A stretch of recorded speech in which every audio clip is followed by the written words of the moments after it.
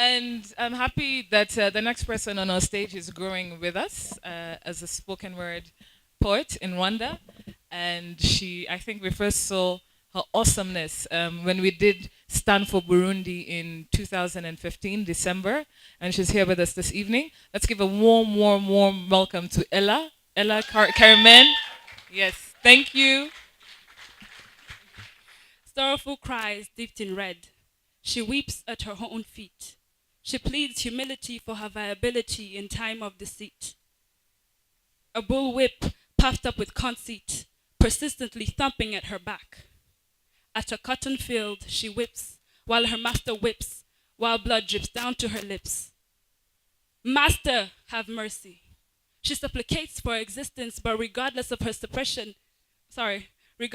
petition, her master whips and whips, fabricating wounds only for them to get worse. On a race, the devil cast his curse that a kind like hers was never to rehearse liberty, and so white men caged us to slavery. What? A trickery. A skin so white, but yet so black at heart. A possessed, ignorant mind flourished by a soul so blind, they twitter in vain at Africa's mankind. In her womb, she clenches for all the youngsters she carried. Mama, mama, mama, she hears her little boy call for her at night. Even in chains and wretchedness, she stands upright in search for her son who is nowhere in sight. She sings to herself and recites that one day they will reunite. So now her master whips, while she whips for the separation of her own. A bloodline enslaved by a chain of shackles and cut to the bone.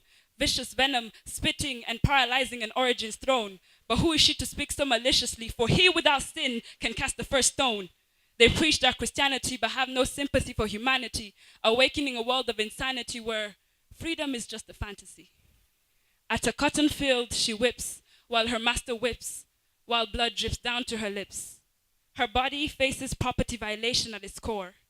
Master lays her down on the hard concrete ground, so now she whips at each pound. He stuffs her mouth with cotton in order to bury her sound. She drowns in tears, hoping he doesn't press for another round. She contemplates on how many years her tears will flow from the torture caused by her master. But one knows not to speak of the devil, for he shall appear, and appear so eager to give a thick ear to anyone blessed with a skin like hers, because a skin like hers is prone to suffering. At a cotton field, she whips, while her master whips, while blood drips down to her lips. Thank you very much. My name is Carmene.